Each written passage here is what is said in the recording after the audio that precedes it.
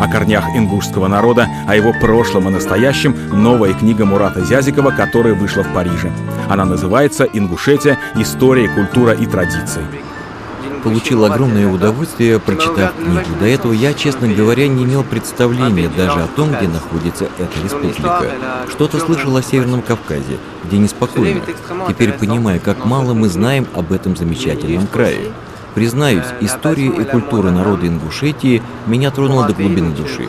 В общем, для меня открылось новое знание о республике и о ее президенте Мурате Зязикове, который написал эту книгу, обладая без сомнения любовью к своему народу, глубокими знаниями истории и от чистого сердца.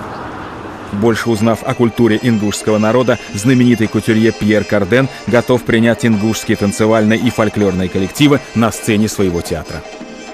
Я подтверждаю свое приглашение. Такая самобытная культура не просто достойна, должна быть представлена повсюду в Европе.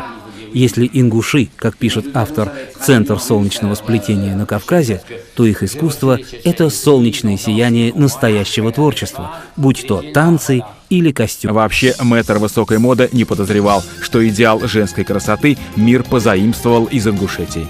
Здесь не брали замуж невесту, если ее талия была больше 60 сантиметров. Такой идеал женской фигуры установился еще в XIV веке. Это пояс ингушской невесты, называется тихкар.